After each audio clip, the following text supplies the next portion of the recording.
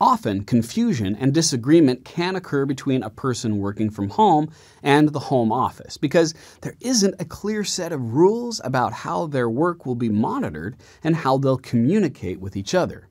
If you work for a company that has an established track record and history of having employees who work from home, odds are they already have a set of ground rules and policies in place.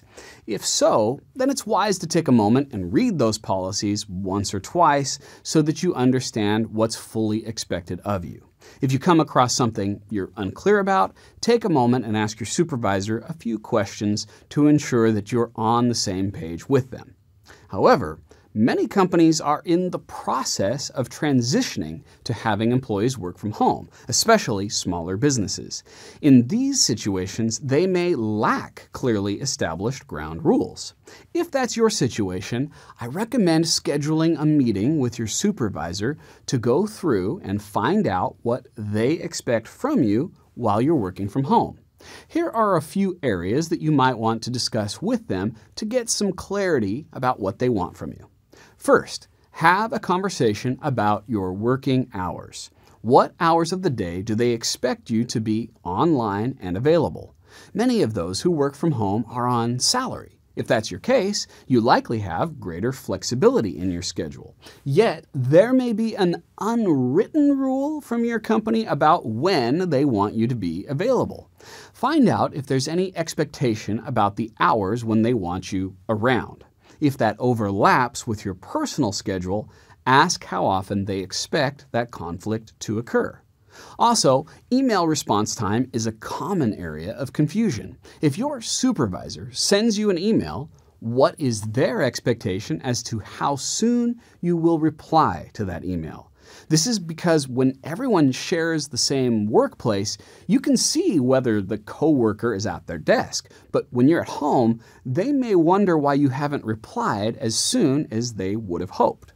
Discuss how many hours is reasonable for each of you to expect the other person to reply. Getting on the same page about this will help you know what kind of email checking schedule you need to establish in your day. Additionally, consider the expectation around text messaging or online chat apps. Many people who work from home also connect to the office with instant messaging of some sort. Typically, the response time expectations are different than for email. Discuss how quickly they want you to respond and what hours of the day they want you to leave that instant messaging app open. By the way, if the expectation is that they want you to always have that app open, it might not hurt to open a dialogue with them and suggest that perhaps you could have times of the day where you have it shut down. That way you can do focused and uninterrupted work and get your best results for them. They may not agree to it, but having the conversation opens the possibility in their mind. In the long run, having down hours, hours in which people don't interrupt each other, is far more productive than being constantly online. Finally, have a conversation with them to determine what you need to do to put their mind at ease. What I mean by this is many leaders are worried about having people work from home for the main reason that they think their people will be less productive when they do that. I've found that the opposite is true. People tend to work harder while at home. However, the fear is still there.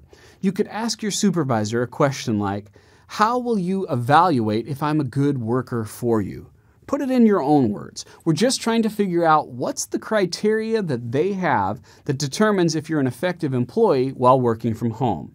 What you discover together may surprise you both.